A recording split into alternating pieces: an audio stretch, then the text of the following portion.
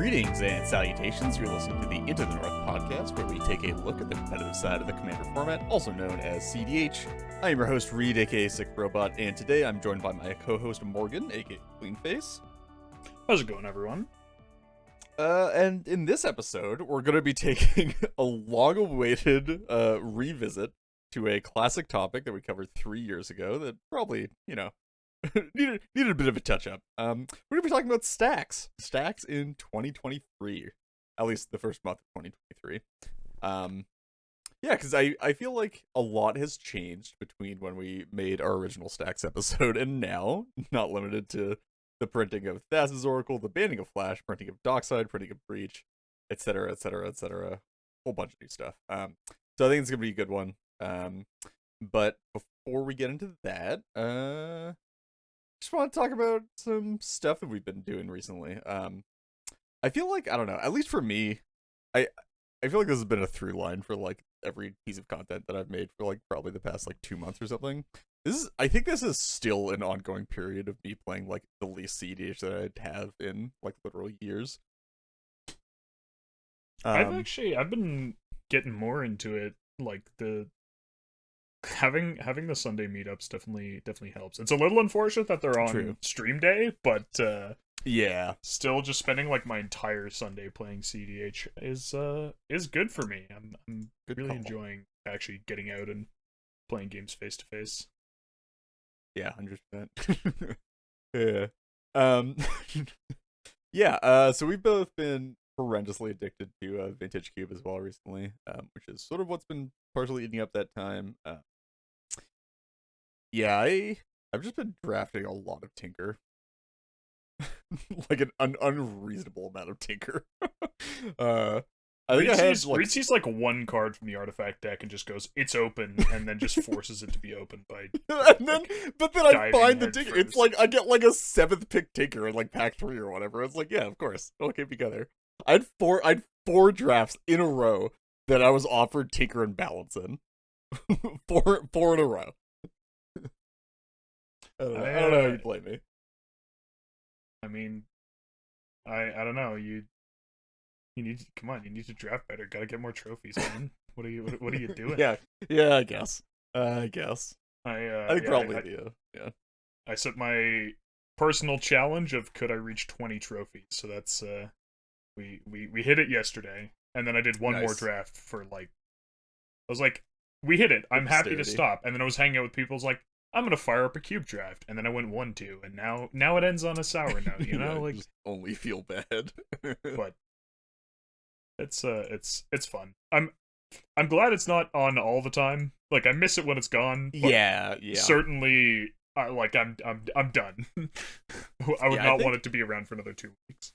I think if it was around for another 2 weeks, it would probably take at least a few more days, maybe up to a week, for me to like fully get myself unaddicted to it. So glad that I'm getting like an early end and I can like get back to things that matter in my life. Like actually like playing the format of Magic that I am supposed to and am on content creator teams for and should probably be prepping for tournaments for and etc. So anyway, we'll get back to it. Cool. So without further ado on that, we're just gonna hop into housekeeping real quick. We have a few new patrons for the podcast. First up, we got Alex W. And we have Matthew P. And an uncomfortably large sturgeon. Not sure how you managed to make it all the way to a patron page and have a bank account and send money our way, but we appreciate it. So we really do. All of y'all, you rock. In terms of new developments, not much here. Well, there's only one point here. I guess it's a pretty large point. There's a lot of tournaments coming up, huh? And coming up just happened. Yeah, we had Silicon Dynasty followed by Chaos 6, and I believe this weekend is a Mox Masters, and then they recently announced. I think the next Playmax is in a while, but it was announced recently. Yeah, I think Path of Dominance 3 is coming up too. I don't think it's this month, but something like that. Maybe. Too many tournaments for us to keep track of them, but that's definitely awesome. A good thing. There's we'll link the CEDH event hub, which I think tracks most of them. And if you're interested in participating in those, definitely check it out, because there's going to be a lot of them this year, which is awesome. I know Chaos is planning on doing. They're going to be doing a tournament every month. On the third Saturday of every month. I believe the plan is to alternate a free tournament with a paid tournament with like a slightly different structure or some experimental rules or whatever. And then so every other month there'll be your bog standard free entry, standard CEDH tournament via spell table, and then every other month there'll be something a little different. So that's 12 tournaments right there. That's super. Could you imagine talking to yourself in 2019 and being like, there's one group that's going to be putting on 12 tournaments in 2023. Yeah. And then also there are like 4 other tournament groups also running like online tournaments and like very large major IRL tournaments and stuff. Yeah. Which is awesome. I guess aside from like sort of speaking about Flesh World and not digital cardboard world, there's also a couple of online or offline events going on. There's the Magic Con. They're Magic Cons now, right? Are they Magic Cons or are they Magic 30s? I don't know. I think it's Magic Con. There's Magic Con Philadelphia happening in February at some point. February like 25th. Did I get that right? No, I think it's the week. I think it's the week before that, like the 18th-ish. 17th to 19th. 17th. Yeah. All right. That was a week off, but so that's going to be pretty hot. I know a bunch of content creators are going to get out there. I'm not sure that any of us are going to be able to get out there. I think I'm probably the only person with a schedule allowing.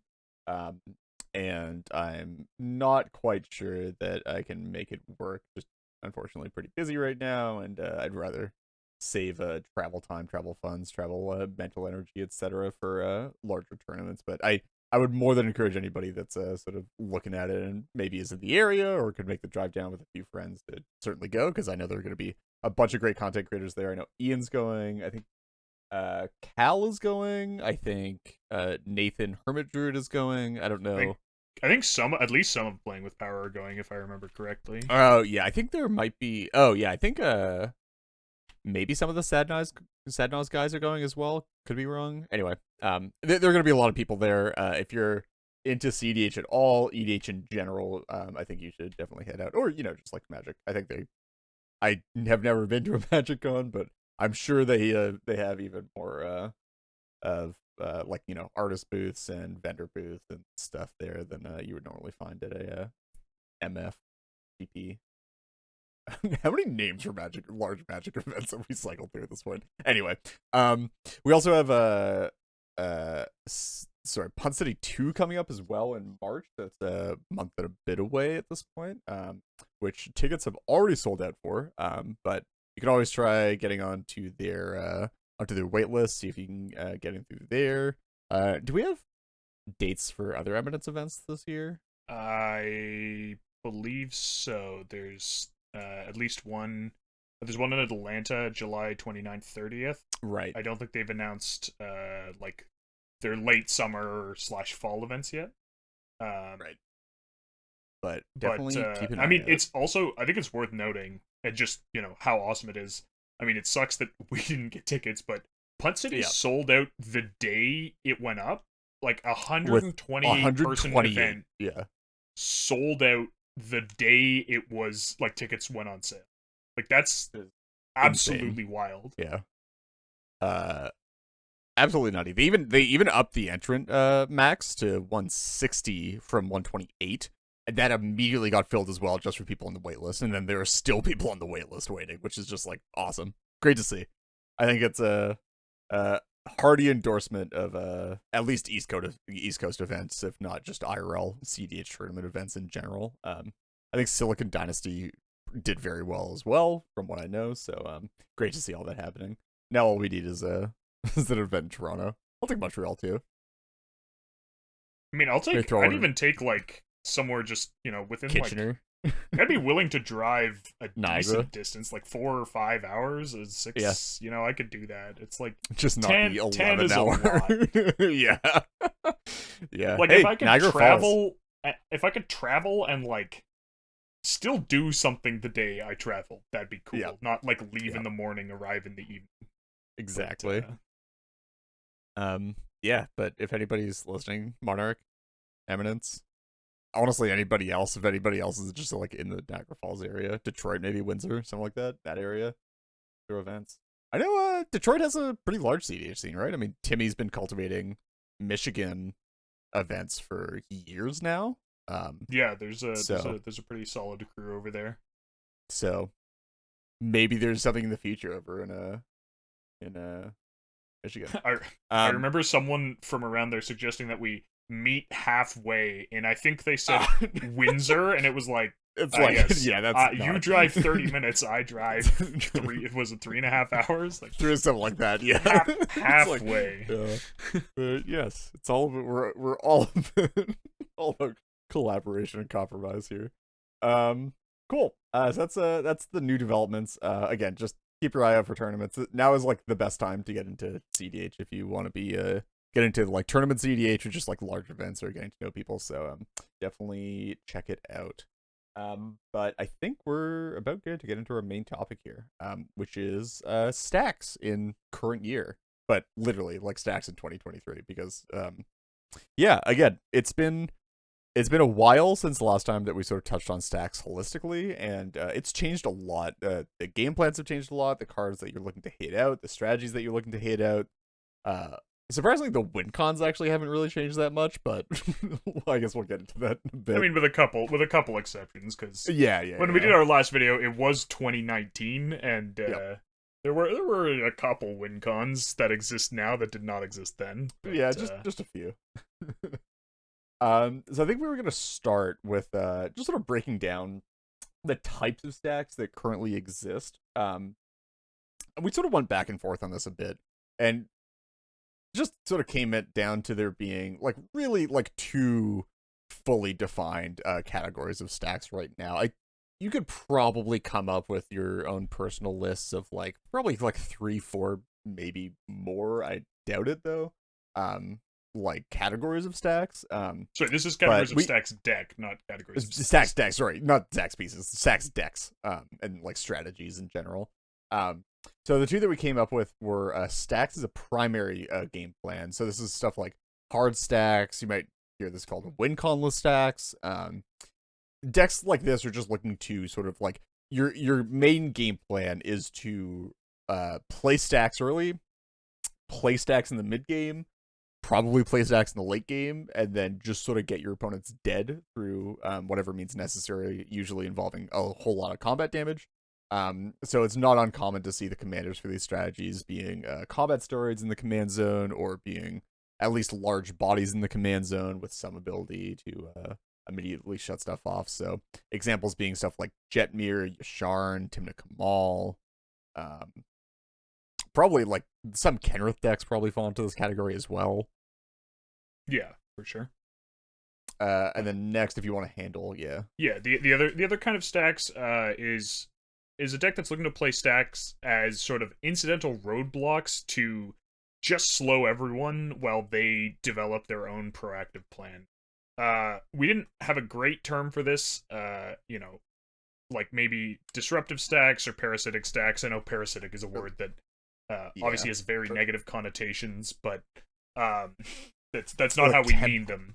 But, it's like tempo stacks. You're sort of like, it's less about locking your opponents out, more about like buying yourself time. Yeah, so this is going to be stuff like, and this one might be a little contentious. We'll get into this in a little bit, but Winota, Blue Pod, Arden Crom, the Stax version, obviously, or like Rafine, the Stax version. Depending on how stacks you go, it could shift up into hard stacks, or it could sort of, if you're still playing like Reanimator and stuff like that, or like a Razaketh, it could be more that. Timna Kodama, but Timna Kodama's probably again in the middle a little bit. But these decks are essentially looking to, they want to play as little stacks as possible to avoid losing the game. Whereas decks in the first category just want to keep playing stacks. Like that's essentially the more stacks you can get to play, the better. And then, when no one can do anything, that's when you win, as opposed to the second category, which is when no one can win, that's when you win. Yeah, exactly. When nobody has sufficient resources to stop you from winning, you do it. But like, Yeah. you're not locking them out. Yeah. And then we sort And of yeah. well, I think we are going to say the same thing. We are just, Yeah. there's like a category below that, which is decks that, are toolboxy and flex like a Stax piece or two. That's not really a Stax deck. Like, Yeah. putting a Collector Oov in your otherwise Staxless Thrasios Tymna deck is not a Stax deck. Yeah, does not a Stax deck make. You'll see a lot of like toolbox stuff like this. Is typically a lot of the time will end up being in like Bant Plus colors, just because like it's nice to have a bunch of creature tutors plus the breadth of like green and white stacks like pieces, while also having blue that wants to encourage you to play like good cards and not just like more stacks pieces. So you sort of like pick and choose, play the silver bullets, and just like play a functional deck otherwise. Yeah, and I think like when you have blue Staxy decks, it tends to lean you towards being much more proactive because, like, rather than just continuing to layer stacks, going for like interaction gets a lot stronger under stacks, right? Yeah. And then like the ability to like protect a win con while disrupting, like, oh, I have some protection spells, and then like I played a Thalia, which makes my opponents like really struggle to interact with me, so now I'm just gonna go for my win, or things like that. Yeah. Things of that kind. So yeah, just sort of as like a preliminary thing, to sort of divide what we're talking about, because I'm sure we'll end up talking sort of about these categories more later. I'm actually sort of interested. Like we can move on, but I also sort of want to actually go back and check if we had like different categories for the first Stack show that we did, because these sort of seem like they could be similar, but yeah, not really. Geez, All right. we're scrolling all the way down. I actually knew the episode number already. It was episode 7. Yeah, we didn't really have anything. Okay, cool. But I feel like it is sort of important because specifically like Stacks as a primary game plan, I feel like in 2019 wasn't really viewed as a like a viable strategy in a lot of cases. It was sort of like combat damage is a win con or damage is a win con was a meme up until like pretty recently, honestly, like within the past 2 years or so. Partially due to a combination of having like just not great combat steroids in the command zone compared to stuff previously, as well as like it was sort of harder to establish full locks, especially like the deck compositions that you were playing against were like different. People were playing a lot more mid-range stuff and were able to handle like stacks pieces early a bit better, just because they were playing more removal, more interaction, slower game plans, more value engines. Whereas now you sort of have to be prepared for some stuff, which is actually the next sub point that we're gonna get into here. So again, a lot has changed since the last Stax episode. There's a whole new world of things that you have to deal with, of just bullshit that you gotta contend with as Stax now. Yeah, for sure. Like the fast decks are a lot faster, and they have much cleaner win cons. Yeah. And so that, I mean, other than obviously Flash being banned is huge because it means rule of laws aren't a death sentence. But huge, the rest of it, huge improvement. You definitely need to be very dedicated if you're trying to get stacks down ahead of these turbo decks. Yeah. A lot of it, like, really, they were probably like 2017 era, something like that. Like a turn 3 rule of law was probably going to be good enough a large percentage of the time. That's not really keepable hand anymore. If your hand makes like turn 3 rule of law and you're just trying to like play that and then do value stuff, like you're not doing much that game. You're gonna get killed way before that, or you're just gonna be like way too slow. So you gotta be faster, lower to the ground, and targeting some different stuff. So specifically right now, what you basically always have to be building toward targeting, or you have to have plans to deal with. You have to have a stacks package that works around dealing or targeting these effects are realistically, I mean, the three big ones right now are just Oracle, Breach, and Dockside. And you need a plan again in your Stax package and your game plan to stop, like, usually at least 2 out of 3 of these, if not all of them. Just because if you're not handling Oracle, or like if you're just handling Breach but you're not handling Oracle, you're just gonna get Oracle consulted. If you're not handling Breach, obviously that makes it incredibly easy to kill you, because if you're just like only playing Torpor Orbs and no Graveyard Hate, Breach self-assembles very, very quickly and very easily, and gets around that stuff really nicely. And then obviously, handling Dockside is sort of, it's less about covering win cons and more just about slowing your opponents down and giving you time, because typically a lot of the way that you'll lose games if you're not covering Dockside, if you're just covering, like, again, like if you just have like Rest in Peace and like something to cover Oracle, I don't know. Dockside can be a thorn in the side, because you'll be trying to like deny all these resources and stuff, and you're like, okay, I got like a, oh, actually this is a better example. I got like a I got like a Blood Moon down, or I got like some mana denial that isn't an oof down, and then I have like graveyard coverage, and we're good to go here, and then like suddenly your opponent's like, okay, cool, Dockside, make like 18 bajillion treasures, and then just like unload my hand on you, and you're like, well, that sucks. Yeah, especially I think Dockside is like the biggest fear if your mana denial is like, obviously if you're denying activated abilities of artifacts, you're fine.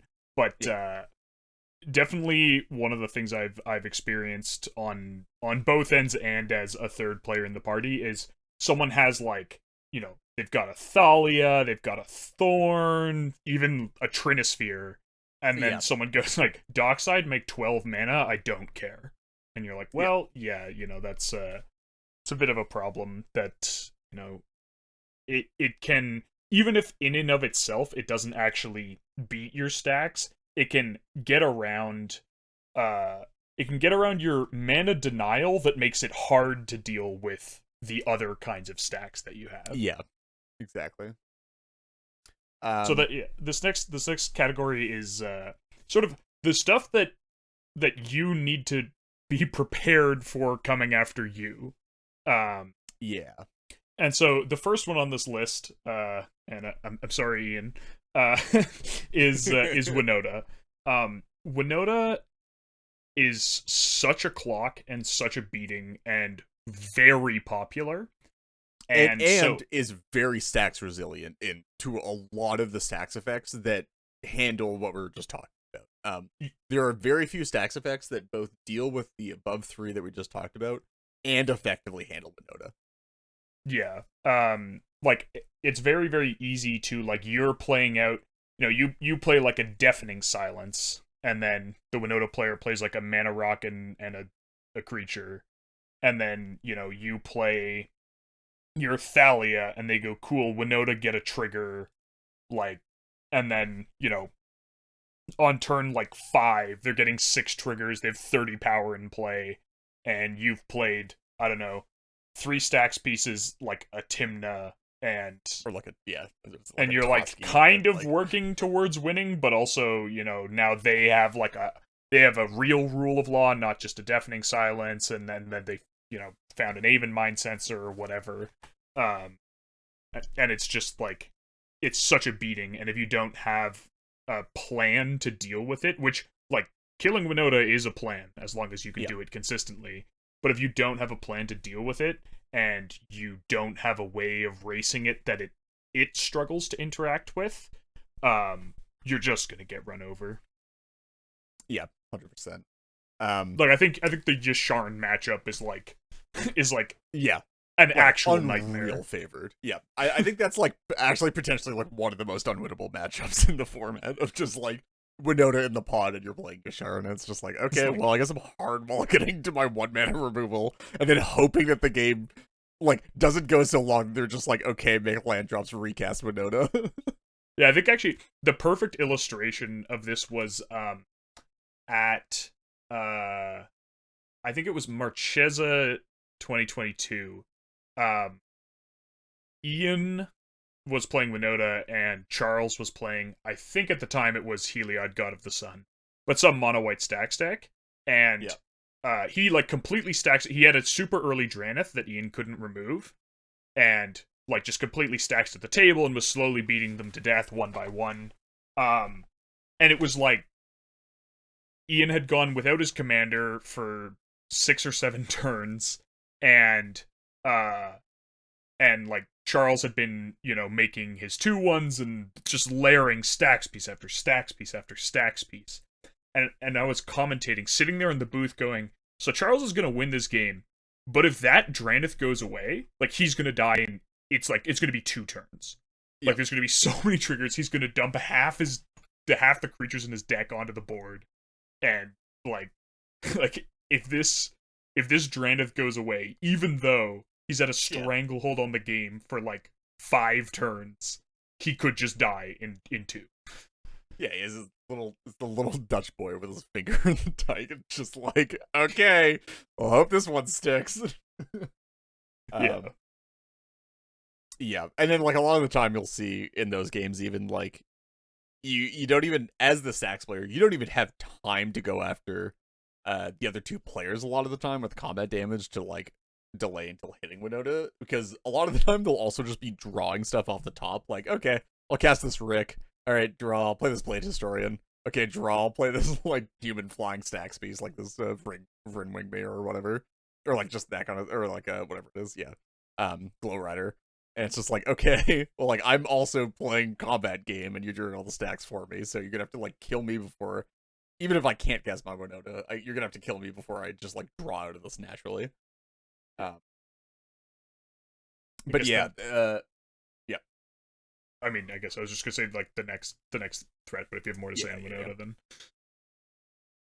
yeah, so the next one up here, aside from Winota, is classic forever enemy Stax, which is basically just board wipes in general. And there are a lot more of them now too, which is not a great thing. Obviously the classics are Cyclonic Rift and Deluge. Those have been a continual force against pushing against Stax for like basically the entirety of the lifespan of the format. It's like really, really, really difficult to play Stax and not have a plan for like somebody just making it to 7 mana naturally and Cyclonic Rifting, or just Toxic Deluging your board, resetting, and then like doing their own plan, or somebody else their plan. But along with those, we now have like stuff like Winds of Abandon and March of Swirling Mist as well, which is not helping. And to a lesser extent, like Force of Vigor is another big one. Where, I mean, obviously it's not a sweeper, but blowing up for 0 mana, blowing up 2 Stax pieces can definitely change the texture of a board real fast. Yeah. Especially the last thing that you sort of have to contend with is, I mean, it's mostly going to be creature combos because, as we said, Stax primarily needs to be targeting turbo. But, whatever combo your Stax isn't targeting is going to be a big one. And so, if you're leaving creatures more or less untouched, like a deck with a Yisan in the 99, like that's something you have to be very careful with. I remember, like there was a game that I was playing at I think it was like Tier 1 Con, or it might have been an online game at some point. Anyway, I was playing like Sacred Druid against a Winota player with 2 blue farm decks pod. And I landed a Yisan, and the Winota player is looking at their hand, and they have like 2 Tymna triggers in play, or sorry, 2 Winota triggers in play with Winota, and like basically nothing else in hand that would deal with it. They're like, I don't think there's a single thing that I could hit in my deck that deals with that Yisan just killing 2 turns. And I was just like, yeah, pretty much. Which just goes to show, like, there's you might think that you have a lot of stuff covered, and then like there are some lesser played win cons out there that you're just gonna lose sometimes if you don't have the full suite of answers available. I definitely remember Kill Stars had a really cool, it was Tymna Hermit Pod. Yeah, Hermit Pod's so cool. It just had like a bunch of different ways of, like, if you didn't have, either Search Hate or like some kind of graveyard hate, it would just kind of be like, all right, well, everyone's stacked out. I'm just gonna put out a hermit druid, and Yep. can you deal with this one? No, Um, cool.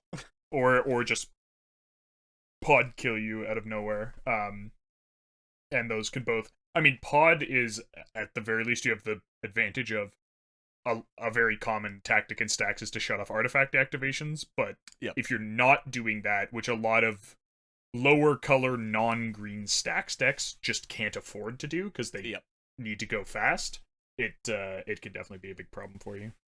Yeah, I think also, I mean, like we're talking about like probably what I would consider to be like hyper resilient win cons, in context of the format, in terms of like win cons that are both playable, that are like still playable but are actually like resilient. Like I think the activated ability ones are for that. But even not talking about those and just going a step up from those, there are a lot of win cons in the format that like Stack's gonna have a bit of a tough time dealing with. Even stuff like, specifically like Lindhorn Malcolm. If you don't have the oof, that one is like not particularly easy to stacks out. You're like, all right, I mean, like, is it an attack trigger, and then I have to like deal with them like activating a thing, and then it just does damage. So I have to have basically exactly either like null rods or curse totems to deal with that, which a lot of the time people just don't have. Or just focus someone down. the Yep. the secret Yep. way to turn off Glinthorn. But yeah, like just in general, I'm not gonna go through like a list of things, but there are a lot of win cons out there that are weirdly resilient to certain types of stacks. And if you're playing the stack, you have to have a plan, or you have to just acknowledge and accept that you're gonna lose to those sometimes. Which probably isn't where you want to be with stacks. I think there's the mindset for playing combo, or even like slower forms of like all-in combo. You could sort of have the mindset of like, well, I'm just gonna lose to stuff sometimes, and that's okay. I'm not gonna dedicate deck slots to not losing to like X like 7 mana stacks piece that I shouldn't even be letting get down. It's hard to have that mindset with stacks because you're almost always taking the game longer, so you're just gonna have everybody draw through more of their deck. And if there's just some strategy or some card in somebody's deck that you straight up can't beat, it's gonna affect your win rate a lot more, it feels like. Yeah, for sure. It's like a lot of stacks is dealing with dealing with time bombs. Like you're not gonna lose now, but there's a whole bunch of ways you're gonna lose in 4 turns, and you have to push it off now. You can't, your deck isn't built to like immediately answer a threat. It's like, oh, this person is setting up their combo, so I need to deny their mana, but this other person has a bunch of cards in hand, and I'm worried they might like remove a stacks piece and go for it, so I need some protection for that, and etc.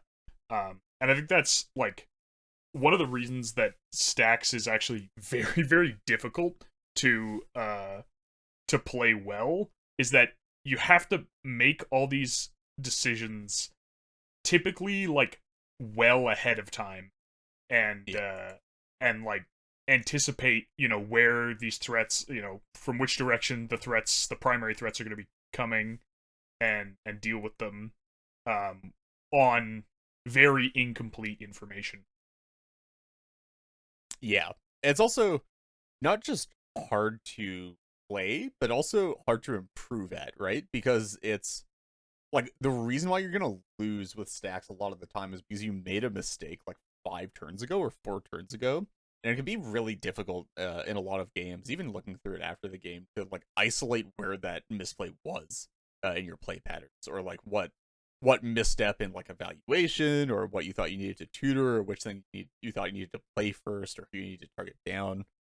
Like where that mistake was in the first place, which just makes it like so much harder to like review and like iterate on your own process or your own skill. But yeah, cool. So that's like most of the main stuff that we're gonna get through for in terms of what Stacks actually needs to contend with right now. Just a general overview, so a pretty good idea. But now we're gonna get into sort of the types of stacks that you are very likely to see at tables, and that you're very likely to consider for your own Stax decks right now. And we categorize these into some handy categories, but obviously these sort of a lot of these bleed out of the categories that we put them in and sort of affect other stuff as well. So don't like think that these are only categorized under what we're going to go through, but is we're going to go through these from top to bottom. So the classic one that you will see basically everywhere in almost every Stax deck that sees play right now are spell limitations, or things that limit how many spells you can cast in a turn, what kinds of spells you can cast, what CMCs of spells you can cast, etc., etc. Classics obviously being Rule of Law, a huge one. We have like 5 Rule of Laws now in Mono White, even more if you go into like other colors or like colorless cards. Yeah, I guess there's 5, or there's 3 full-blooded hard Rule of Laws, and then 2 somewhat leaky Rule of Laws. Yeah. And then obviously stuff as well like Chalice of the Void, Archon of Valor's Reach, Sanctum Prelate, Lavinia. I feel like there are probably a couple of others that we're missing as well, but just stuff that stops your opponent from casting things. Also, I just want to note here, I think, we were talking about making decisions ahead of time, anticipating threats. I think Sanctum Prelate may be the single most difficult card to play in the format. Yeah, honestly, it's so insanely tough if you don't have perfect information of what like people have in hand and what they're going to draw, of like figuring out what you need to name, because Sanctum Prelate serves so many, or at least it can serve so many different roles, depending on the pod texture and what you think people are likely going to have to do and what they have in their hand to get to those paths of like, okay, so are we naming 2 to shut off a Cyclonic Rift or like a Tainted Pact or something? Are we naming 1 to shut off removal, 1 mana removal, 0 maybe? Are we like going up even higher to shut off even like more specific things? It's, again, if you don't have like Git Pro perfect information, but I mean, very difficult. And even though and even then, the correct answer is 1 or 2, like 80% of the time at least, and it's still like, it's still like incredibly difficult to figure out which one it's supposed to be, even just between those 2, setting aside like, should it be 0, should it be 5, like whatever. The next category is ability denial. So this is things that go after certain ways people use cards. Often, enter the battlefield denial. So we've got like Torpor Orb and Hushbringer and that class of cards. We have things that hate on certain ways of paying costs, like Yasharn says you can't sacrifice or pay life. I believe Angel of Jubilation says you can't sacrifice, though obviously it doesn't see the same level of play. I think there are a couple of others that I'm forgetting as well, probably. Oh, there's a new like half Yasharn, right? Oh, like the Silexes. Yeah.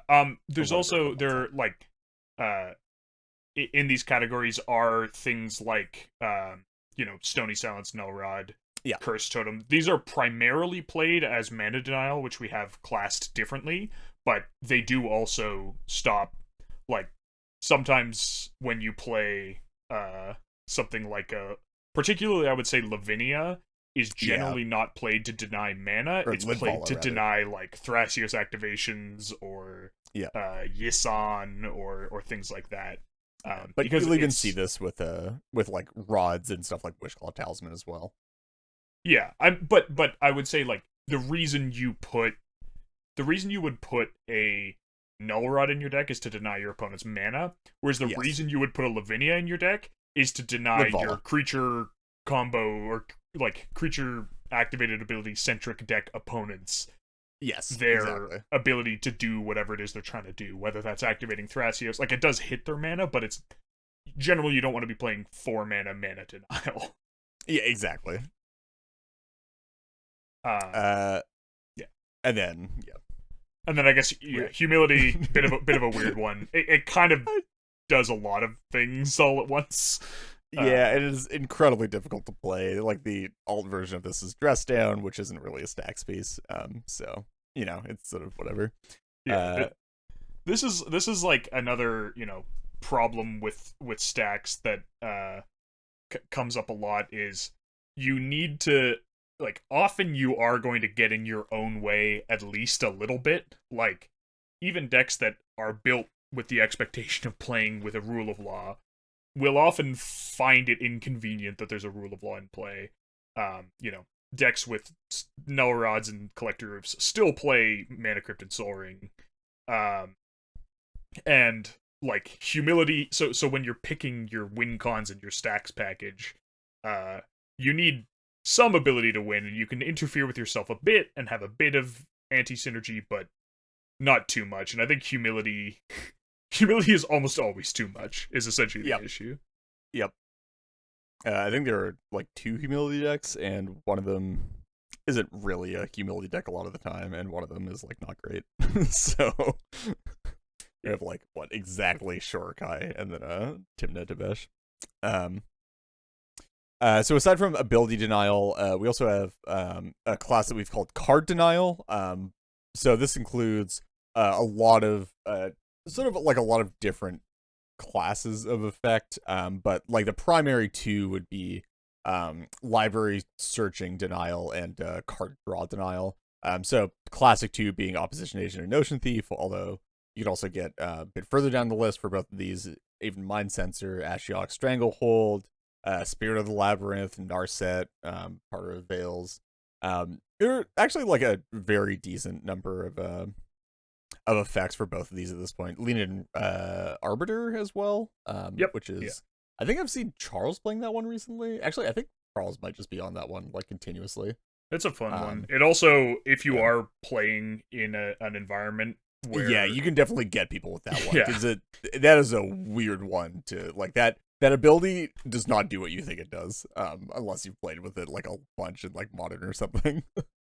I guess I would say it might be a little contentious to call Opposition Agent and Notion Thief in particular Stax pieces. Stax, yeah. And I think there's some truth to the fact that the more things you have, like, essentially Stax pieces compound, and they compound to the point that that like certain things that wouldn't be stacks on their own kind of become stacks. Like, you wouldn't say, oh, I'm staxed out when there's an opposition agent, but like when there's a Thalia and a Null Rod and a Rule of Law and like all this, and you're just like, you're trying to, peel back these layers of stacks, someone having an op agent like absolutely makes it way harder to peel back the layers of stacks. It feels backbreaking when you're like, oh my god, I have all these tutors stuck in my hand. I can go find answers for this board, and I just like can't access anything. It's like, you feel like you're just getting your back broken, getting baned. I feel like we're probably missing something for card denial, but anyway. I don't know. There's like there's like chains, but I don't know. Sure. Yeah. Okay. Yeah. All right. Morgan already touched on this earlier as well, so I'll give him this next category. Sure. So next up we have mana denial, and this can take a few forms, and obviously, so the big one we talked about, with Dockside and Breach, you're looking at your Artifact Hate, Collector Roof, Stony Silence, Null Rod. I think these are probably like maybe calling them the premier Stax pieces isn't exactly right, but they're relatively easy to play and very strong to play. Yes. And I think like if this effect didn't exist, it would make the life of Stax players a lot harder. Oh yeah, I think more than any other effect on this list. I think that was one of my takes in an episode a few months ago, of like Oof being one of the most important cards printed like in the last couple of years, just because like it feels like Oof props up like green stacks like super super hard in terms of like being able to consistently have access to a rod effect is incredibly powerful in the current meta. I think it was in the context gives you of a lot of game of discussing the impact of a set of sets. Oh, sure. And you put Modern Horizons 1 very high. Oh, sure. Primarily based on gotcha. Collector Roof. Yeah. Next up, we have creatures. As we said, Linvala is typically not played for mana denial just because she's too slow and expensive, but Curse Totem absolutely is. We have various ways of messing with people's lands. This can be like Blood Moon or Magus of the Moon, as well as Back to Basics and Winter Orb, and then also Sword of Static Orb. Yeah. Or also, like, I guess, like, Urza, oh, I'm forgetting the name of the card. Not Storage Matrix. Is it Storage Matrix, or is the other one? It's just, Storage Matrix, the one where you I get to untap one type of permanent. Yeah. And then we have the slowing effects, like, primarily this is making things enter tapped, so you got, Blind Obedience, Root Maze, the new Thalia, Archon of Emeria has the non-basics entering tapped clause. Particularly, I would say artifacts are important for that one, because that's, well, it doesn't fully stop Dockside. It gives you a turn's notice. It gives you a turn, which can be huge. Yeah. And then it gives you a turn to turn to the other players in the pod and go, I know you're slowly being strangled by the Stax, but that guy's gonna untap 14 treasures, so maybe we deal with that first. Deal? Yep. Or even, honestly, like, be able to, like, land, like, a Root Maze early, and then, like, gives you time to be like, oh, okay, I need to actually, like, use this tutor to go find an actual factual, Null Rod now. Yeah. Or something like that. And then the last category of mana denial is, things that add upkeep. This is primarily going to be, the Tabernacle at Pendrell Vale, or Kataki. Energy Flux and Aura Flux exist, but don't technically exist. I have played Energy Flux, but I'm weird. I have definitely played some Energy Flux in my day. Yeah. And just forcing people to pay for to keep their permanents taxes their mana, and a little bit more generically than specifically turning off a type of effect. Yep. Next up, we have tax effects, very similar to upkeep, and sort of like pretty tightly related to mana denial. But this is just stuff like Thorn of Amethyst, Spheres, Thalia, obviously, Trinisphere, just anything that puts additional mana requirements on the spells that you're casting. These have sort of they're like sort of fallen out of favor a bit.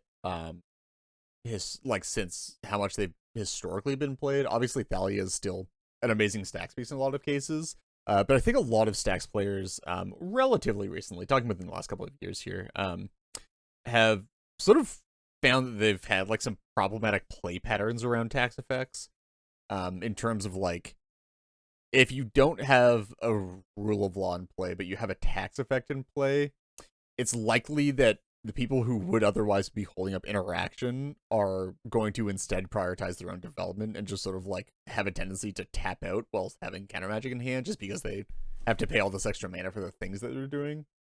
We've sort of And the other issue is, I think these are the ones that that line up the least effectively by themselves against Dockside. Like, you can layer even 2 or 3 of them. Maybe 3 is still a lot, but like if you have Thalia and Vryn Wingmare, like you're still, depending on what the board looks like, you can very easily be sitting there going, God, I hope no one has a Dockside. Like, they play it, they make like 9 mana, they overload their Psych Rift or cast Deluge or whatever. Still have mana left over to. As an illustrative example, Cole is a deck that you would intuitively believe sort of just like hard loses to like any tax effect, considering a core piece of the deck is playing stuff that discounts your cards, such as, like Burgi or like equip discounters or stuff like that. So you would intuitively think that like, oh, okay, so if you play a Thalia, you're doing like the exact opposite. You're like nullifying the Burgi or whatever, right? And you would be correct, except for the fact that Dockside exists and lets you just, like, do Dockside loops instead, which, again, like, bypasses all of this so easily. compared to like any other Stax effect. So just sort of case in point.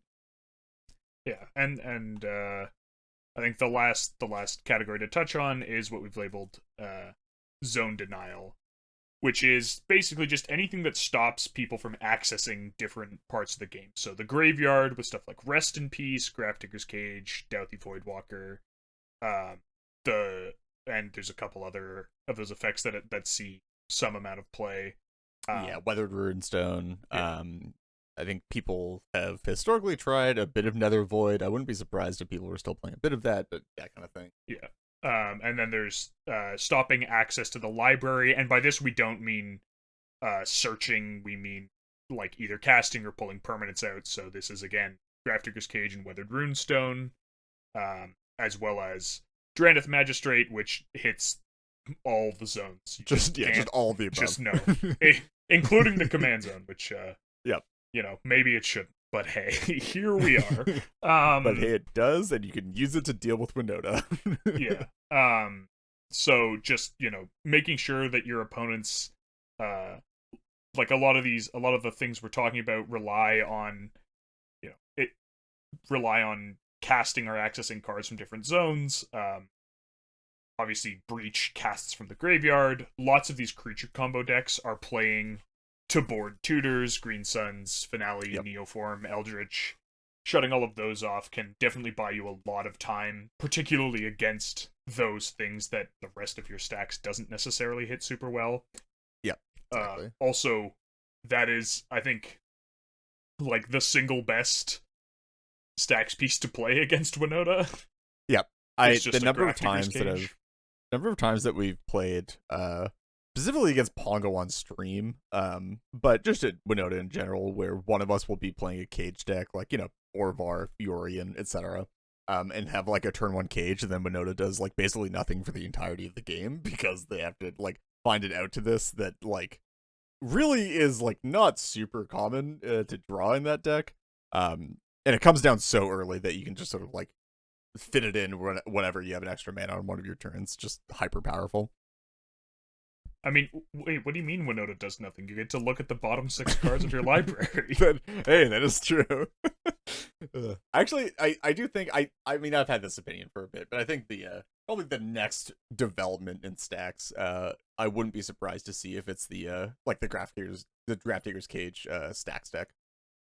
Yeah, I know. I mean, you've been working on your Tim which is deck, which really more again a proof of concept and sort of like a fun thing, but obviously like I think there are some like interesting concepts there, and I wouldn't be surprised if like specifically with some new card printings or some more powerful card printings, or maybe like WinCon or so that like does pretty well through it. I wouldn't be surprised to see people really start experimenting with Cage, because it's probably the most powerful non-played Stax effect right now.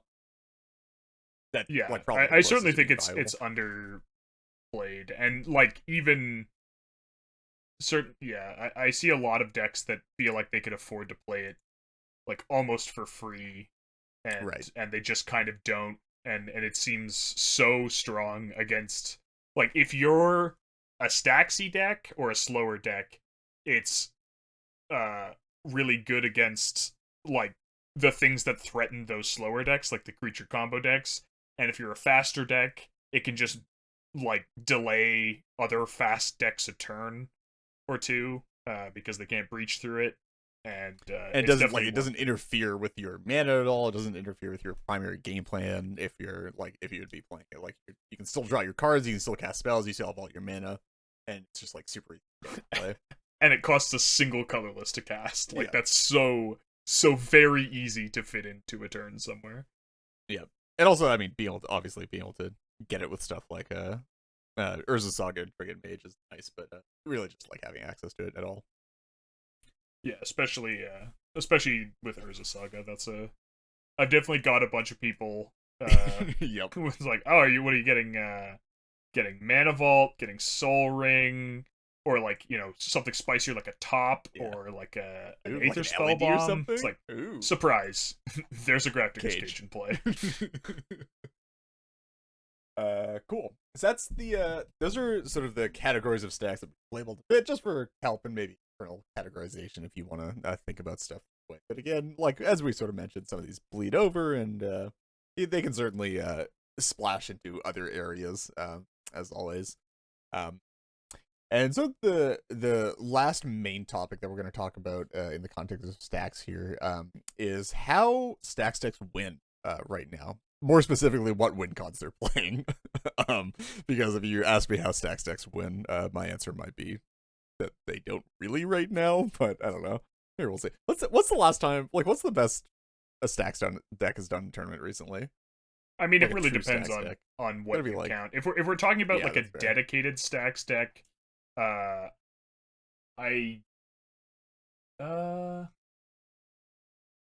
there have been some. I can't. Sorry, like there have been some. Yeah, all the tournaments sort of blend together, and it's really hard to which tournament was that? What's 16s, recent? Yeah. But like certainly it is a very difficult. It's a very difficult strategy to be on. I mean, I think Stax decks right now are a little bit weak. Like dedicated Stax decks are a little bit weak. And then I think they're also often very difficult to pilot, and particularly difficult to improve at piloting, because, as we said, the way you get information and feedback is like very abstracted. Yeah. So and also, there is some truth like to time. People don't like playing them in no stakes games, and so it's hard to develop a lot of skill, or like if you're not going to play them in low stakes games, then you're not going to get good. And if you want to easily get in low stakes games, there's a lot of incentives not to play a hard Stax deck, because just always having to expect to sit down for way too long is not way too long, but expecting all of your games to take a very long time is sort of something that tough sell. A lot of players don't want, and also unfortunately there is some truth to a lot of opponents don't want, and even to the point where people will actively remove Stax pieces just so games go shorter, especially in people whatever games. Yeah, certainly that is very unfortunate. It does happen a bit in tournament too, but hopefully not as much.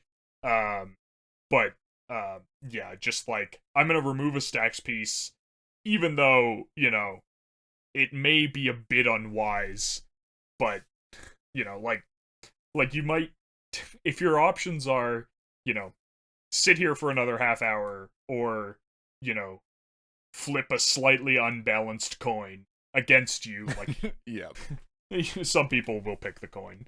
And also in tournament it is a common problem, just people play slowly, and it's really hard to get games wrapped up, like long games, 10-turn games where people can't do things. It's hard to get those wrapped up in 75 minutes very often, which is unfortunate, and I think it's something that like tournament organizers, tournament players need to work on. Maybe we can cover that some more in another episode, but it does make playing Stax decks very, very difficult. Yeah. But we're here to tell you how to hopefully not run into many of those problems. We're going to tell you how to play Stax, not how to not play Stax. Yeah. So there are a few common Stax win cons. I would say the most popular, probably like by far out of like basically any Stax deck that actually plays win con, are Kiki combos. They're just like super compact, easy to put together, especially when you're in base Naya. Even when you're not in base Naya, there's like still like they tend to be pretty accessible. Half of it is a goblin. There are a bunch of goblin tutors, even if you're not in. And there's a lot of redundancy on the other half. And yeah, exactly. And they just when you are in the colors required, they just sort of like self-assemble off of cards that you would probably be playing anyway. Stuff like Survival of the Fittest that you're like totally okay with playing. The birthing pod effects are almost never bad on their own, just because you're like, if you don't have a combo or you can't go for the combo, you can just like upgrade your dorks into Stax pieces, or upgrade Stax pieces to better Stax pieces, etc., etc.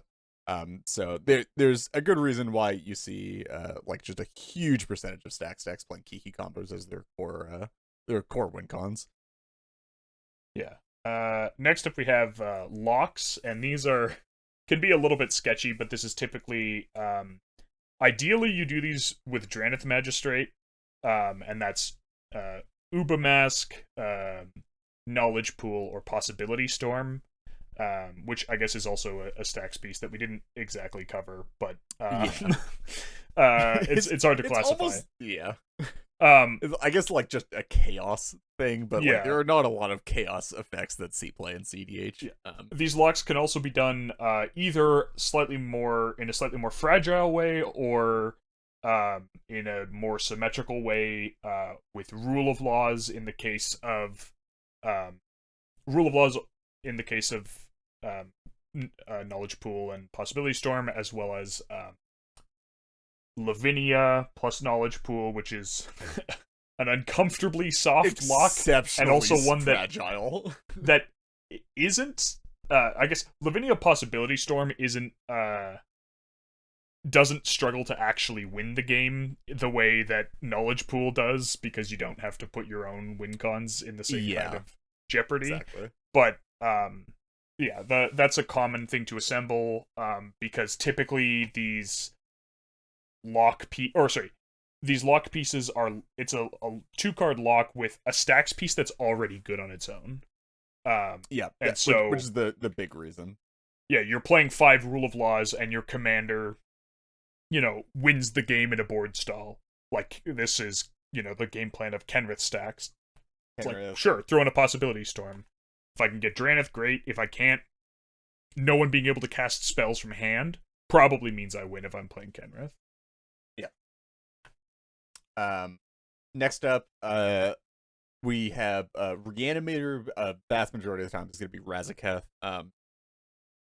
Razaketh in Stax is sort of interesting in terms of if you're like just playing tax effects and maybe like oofs and maybe some like mana denial and like asymmetrical effects like opposition agent. This can be pretty easy to slot in because a lot of that doesn't really interfere with the core combos. The awkwardness sort of comes a lot more when you're trying to play rule of laws in the same deck as Razaketh, especially in like non-blue versions of Razaketh, where your win cons that you're actually fetching off of the cat activation are a bit worse and a bit tougher to assemble in general. But you'll still see a lot of like Mardu decks or Abzan decks. Sort of like a lot of the time it's like 3-color stacks, rarely 4 or 5-color stacks. Playing stuff like Razaketh with only creature rule of laws is a common trick, where the idea is that you bin a Razaketh, and then even if you have a rule of law in play, you can reanimate the Razaketh and use it as a sack outlet to get rid of all like the creature-based stacks that's stopping you. Personally, not a huge fan of that strategy. I feel like going shields down on a lot of that stuff can backfire a lot of the time, but obviously it does great work. It's still great win con, especially for Stax decks that don't have red, or maybe don't have a good combination of red and green together to effectively assemble Kiki combos. I definitely like it a lot more now that Priest of Fell Rites exists. Yeah, that's because then you have this self-assembling combo, or like you can assemble very easy with like Fauna Shaman and Survival of the Fittest, and you can get a Razaketh into play without casting a spell, which is huge. Because first of all, it's a lot easier to win through a rule of law if you haven't cast a spell yet. And second, you can, have some kind of protection. Like, you can go silence, do this. Things like that. And it can just be really hard for your opponents to interact with a lot of the time. Even if there is no rule of law. Just going like, cool, I'm going to play Priest of Fell Rites. Like, what are you going to do? Counter it? Like, great. Good luck. Cool. And so, yeah, I think that this is a strategy also that will only get better as WotC seems determined to put every new Stax effect on a creature, or like almost every new Stax effect, and making them asymmetrical. Yep. I mean, even if they kept them symmetrical, I think that being able to sack them is just being able to sack them means that if you could play like if Deafening Silence was a creature, then you could play basically every Stax piece you wanted in something like Timna Kodama and just have them all be creatures and just munch them all when you want to combo off.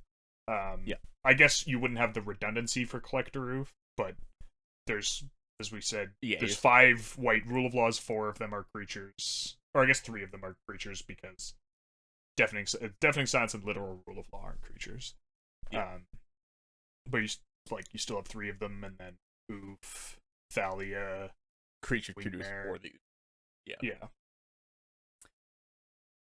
next up we have commander-based combos.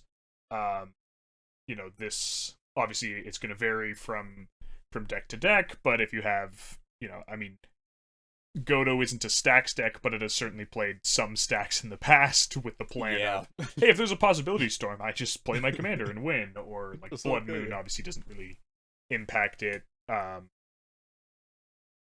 Yisan, again, Yisan would play a lot of Stax if it could. It's mostly just limited by the lack of Stax in its colors. But if you could play Rule of Laws with Yisan in the command zone, I guess Sisei's kind of that, but not the best. I feel like there are a couple other ones as well, but like I wouldn't be surprised if there was again like some red Malcolm Stax decks out there or something that do that as well. And then we're probably missing a few, but yeah. I guess lastly we just have good old fashioned damage. Yeah.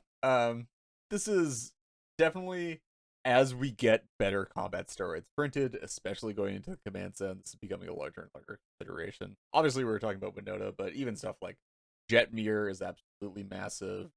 The classic old school ones are still around and still potentially playable. Stuff like Alishnoran, Korvax. One of those is a Factorio enrichment process, and one of them is a magic card. Korvax is a magic card. Okay, cool. Kovarex is Factorio. Kovarex, there you go. But yeah, it certainly, as they continue printing more stuff as well, like even stuff like Blade Historian and Rick, I think like there are some Absent decks out there even right now that are starting to play like combat steroids in the 99. Stuff like Muriel and Adeline as well, obviously. Just big beaters in the 99 that help you just get people dead fast. Sarah Ascendant obviously also being a classic for that strat. Rafine in the 99, big fan. God, yeah, dude, Rafine it's so close to just being like a fantastic combat steroid, except for the fact that if you want it to be a great combat steroid, you're just like leaving yourself with a handful of plans. Yes, that is a bit of a problem. Bit of an issue. But yeah, so those are like sort of the main win cons that are being utilized in Stax right now. I think if we went back to the previous episode, we were probably only looking at key combos and commander-based combos for the most part. Maybe some like weird creature-based stuff, but realistically, yeah, this is most of what you're gonna see. I guess one that we sort of missed here is like Emiel stuff. Emiel's sort of a lot of the time it tends to be like sort of this like second tier win con in terms of it's sort of your secondary go-to in a lot of particularly Naya plus decks, because you can be on like maybe you're not on Collector Roof or you're on like light oof stuff, so you can go like Dockside MEL and that wins under a rule of law, or far more maybe traditionally, but MEL hasn't been around that long, like MEL plus a Village Bellringer or cards of that sort, to make infinite mana and sink it into Commander. Yeah, or finding a way to untap it with Cradle, or untap Cradle. Yeah. Faldar Guardian being the classic there. But yeah, cool. So I think that's actually pretty much just our main topic. Just giving an overview of how Stax is looking in 2023, sort of like what type of effects you're expecting to see, what you might consider when building a Stax deck. I guess we didn't really get into the full thing of like how to piece together packages and win cons and stuff, but I feel like we've as always, we have this discussion every time we do an episode that even tangentially relates to a previous episode. I'm sure we've covered that kind of conversation in at least 3 separate previous episodes in some form or another. Yeah, we've certainly talked about stacks, we've talked about deck building, but it is like I think it is interesting. Obviously, we've noted that the common stacks win cons are quite different from the things you're trying to be targeting. And I do actually think that there are stacks packages that like can work, as like a lot of it is finding the right win cons in the right colors. Yeah. Because I do think like sort of the traditional, when people think of stacks decks, they're generally thinking about like a rule of laws and null rods. Yeah. And those are great, and they do shut down like the standard Grixis shell. But there are other sets of stacks effects that shut those down as well, that leave different things open. So, we talked a bit about Reed's cage Yeah. plus it's cage plus like Torpor torpor orb, orbs. right? And Yeah. then so they don't have dockside, they don't have oracle, they don't have breach, and then obviously But you still something get like to that cast all your spells. something like Yeah. that you're probably going to want to be in blue, just because like people resolving an ad nauseum is going to be a problem if you're not going after their mana somehow. Yeah. But like, there are other ways to try and go after. I could see, particularly I think stacks packages involving torpor orbs and maybe cutting one of the common includes in stacks, I think Yeah. are potentially an Potentially. Yeah. underexplored space if you can find the right commander and colors to make it work. And Um, WinCon, obviously. Of course, the problem with the Torpors like being in white blue is that, or especially like white blue black, is that you would really like to be able to play Thoracle, but Torpor sort of shut that off. So Man, if you could Kiki combo through torpor orb. yeah, it would be a great one.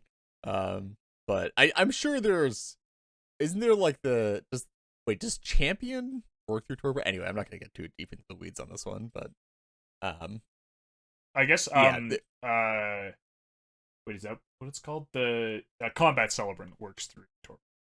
oh yeah, I guess so. Um Oh, but don't no, because Combat Celebrant only works with Twin, right? Because you need to attack with a Kiki. No, Wait, I'm pretty sure combat celebrant untaps all your creatures. okay. Anyway, yeah.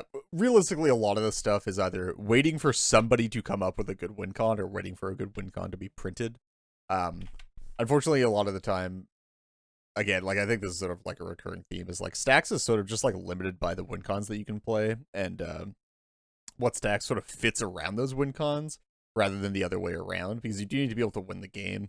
Obviously, like included in win cons are like, again, just commanders that get people dead very quickly, or cards in the deck that get people dead very quickly that you can find consistently.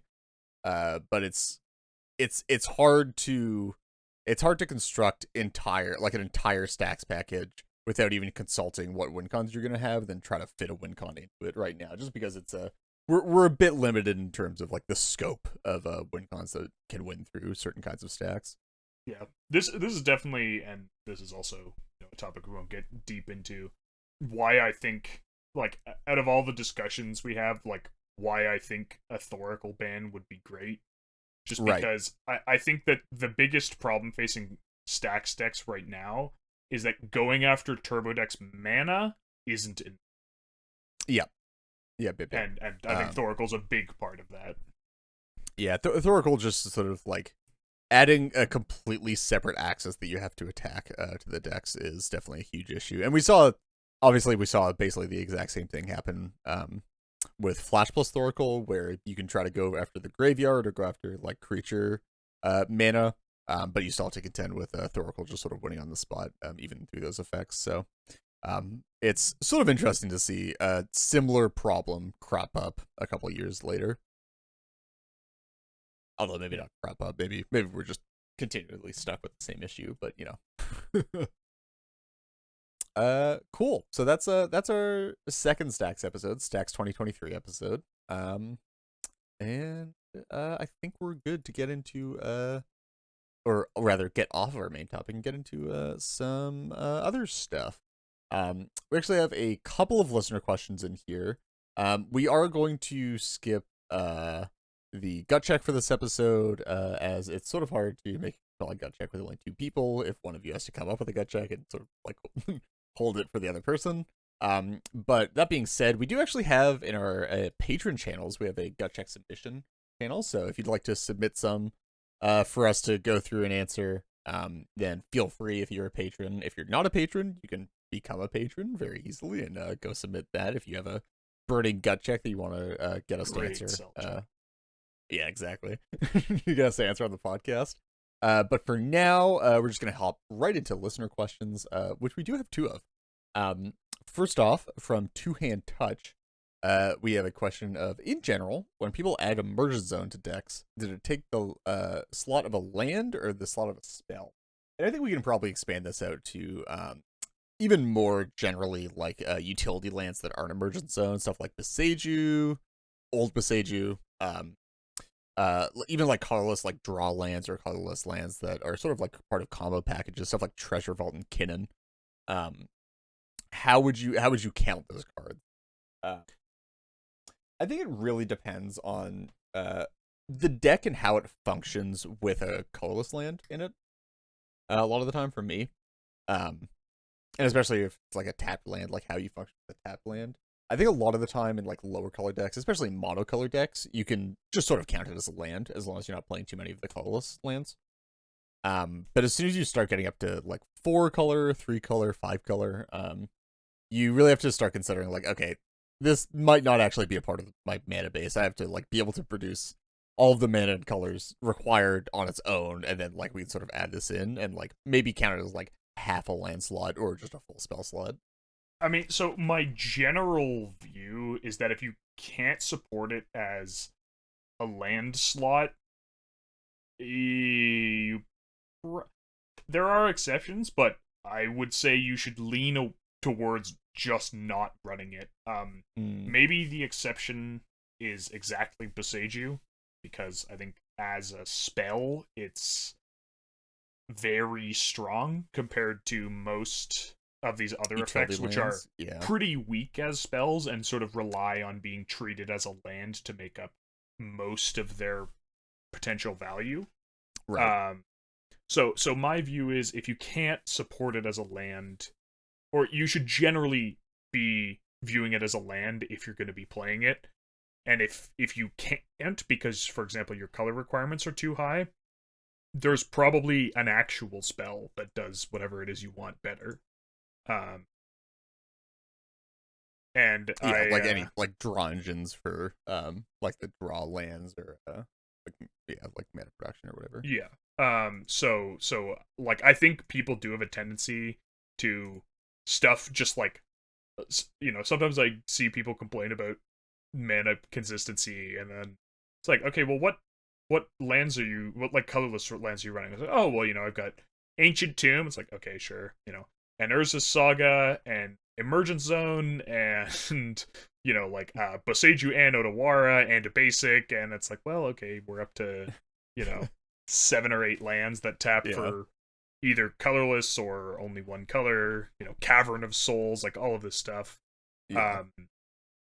And I think, yeah, generally you want to be able to support it as a land slot, and you don't want to play like if that's putting strain, if supporting it as a land puts strain on your mana base, you should be looking towards actual spells. Yeah. I definitely think I agree there.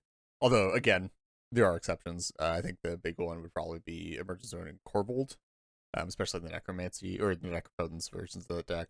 Just like needing the Crop Rot target to go be able to do stuff. And end step is pretty important. But yeah, unless you're doing stuff like that with it, it's yeah, you just sort of want to view it as a spell or just not play it and look for alternatives. And then second, we have another one. Morgan, I'll let you have this one. Okay, sure. It's a bit of a long one. You sort of shorten it down a bit, yeah. We did touch on this a bit in our year in review. But for Manta Ray Hat, we have, with roughly 1,900 new cards printed in 2022, do you think, because let's not kid ourselves, WotC is going to keep pushing as many new products, and especially Commander new products, as they can, the continued printing of so many new cards will be good or bad for the format? what I'm trying to get across is basically, is 2,000 new cards per year good or bad for CEDH, assuming that the volume means at least a few of them will be playable? So I think I'd say like probably an unanticipated downside, maybe not like for the health of the format, but just having so many new cards means that people are just gonna get like burned out of the format really, really easily. Because we are playing a format where every card that gets printed is going to be legal unless it's in an unset and has an acorn mark. Um, so you just have like everybody in the format trying to keep up with every new product that gets released in a year, and just like having such a hard time keeping it all together and making sure that you're aware of everything. Yeah, so I actually I think that it's not bad for the format. It's bad for, my mental health, but like, and I think it's, product fatigue is very, very real, but I actually think this year I'm not particularly upset by very many, or like 2022, I'm not particularly upset by very many cards that were printed. I think Beseiju, they missed a little high. Um, Odawara just annoys me on principle because I think I think like the blue land of that cycle just should have been trash. But should have been like a mill spell. But setting that aside, like if you look at the best cards that were printed over this last year, I think they're a lot less unhealthy than certainly than 2020. I mean 2019 had Dockside, 2020 had, oh geez, let's run the whole freaking list, right? No. Hull Breacher, Op Agent, Jewel Lotus, Oracle, Breach, SWAT, Fierce Guardianship. Like these cards are I think better than anything we've seen this year, and I think yeah, net unhealthy. So I'm not actually too upset by much that was printed this year, which is impressive considering how many freaking cards they printed. So I think as long as they continue uh to not like mess up that way, I'm largely fine. And I also think like them flooding, as long as, and it seems like they have largely acknowledged that they have to be careful printing 5-color commanders that don't cost Wooburg to cast. And as long as they maintain that, I also think like printing juiced low color commanders is largely fine. Um, please no more partners. But as long as they don't do that, and as long as they don't print busted 5-color stuff, I'm actually pretty happy. Even though, like, if you'd asked me in 2020, hey, or if you told me in 2020, hey, 2 years from now, they're gonna be printing like 3 times as many cards in a year, that would have filled me with dread. Looking back, I'm okay. I think I mostly agree. I think just the one thing for me is having such a high quantity of commanders being printed is a bit iffy in my eyes. Even if we're getting the same number of viable commanders every year, or the same number of, like, CDH power level commanders every year, and they're just adding more in terms of just new commanders with like unique takes for people playing in just like normal EDH to build decks around. I still think there's like there's a bit of an issue with maybe not call it an issue, but uh there might be a bit of a problem with having like a solidified meta to look at or point to at any point in time, where if they just sort of keep printing like new commanders, and again, like, I don't think this is necessarily a bad thing, but it's like a bit of a concern from my end, just like trying to get new players into the format and getting like people acquainted with the format. I have concerns about like, oh yeah, like, so every every top 16 is like 2 partners decks, and then like 14 decks that have never seen top 16 in a tournament before, and probably won't again for like another year or so, or if they ever do. And you just like look at tournament results or event results or whatever, and it's just like, wow, there's like, these are all completely different decks, and I have no idea what I'm gonna see next, which is like great from a novelty point of view, but like isn't particularly great with like, like getting people up to speed and getting people acquainted with the format. I mean, yeah, I think that, I don't know, it's a tough line to walk, because I wouldn't be happy with, the top 16 of every format being 14 four color partner decks, and then no, of course, and I wouldn't cards. Want that, right? Like I don't want homogeneity at the top end of the format. I don't want top 16s to be filled with partner decks, or filled with like the 3 2-color decks that we've deemed as being like good or whatever, right? Like I want there to be diversity. It's just that like when you get it past a certain point of like, now every like, and we're not at that point yet, don't get me wrong, like I don't have concerns about like our current format. I think we're actually in a pretty great place in terms of diversity right now. I think there's like, it's awesome to see people coming up with new takes on commanders and new decks, while still having like some form of like a semi-crystallized metagame that you can sort of point to and try to metagame around. I just have concerns for the future of like, if they're gonna ramp up commander printings even more, like what does that mean for again, like more specifically, like new players trying to get into the format and like keep track of what's going on. Yeah, there can be a growth limiting effect when it's difficult to get an accurate format impression from any source, because everything's just changing so fast. Yeah. But cool. So I hope we answered y'all's questions sufficiently, satisfactorily. And if anybody listening would like to submit your own listener questions for answering on a podcast, we have a couple of channels in our Discord that you can come in and submit through. There's a public listener question submission channel that you can join right now. We have a link in the description. You can go into our Discord and submit one if you'd like it to be answered. And we actually have a priority listener question channel as well for patrons. So if you're a patron and you would like to have your question answered, feel free to post it up there, and we'll try to get to it as soon as possible. But aside from that, I think that about wraps it up for this episode. If y'all would like to reach out to us with any comments, questions, or concerns, you can contact us on Twitter at IntoTheNorthPod, via our email at IntoTheNorthPodcast@gmail.com, or on our Discord server, the invite link for which can be found in the description for this episode. An extra special thanks to all of our patrons who help cover the expenses for our show and allow us to work toward improving the quality of the podcast. If you too would like to become a patron, we're at patreon.com/IntoTheNorthPodcast. Another way you can support us is via our TCG Player affiliate link, so anytime you want to purchase something from TCG Player, if you use our affiliate link, which is in the description for this episode, a portion of your purchase goes towards supporting the podcast. Thank you, as always, to the band of Fox Cadre for our lovely podcast music, and to Nate Slover for our equally lovely podcast logo. Next episode will be out in 2 weeks. Till then, see ya. Have a good one.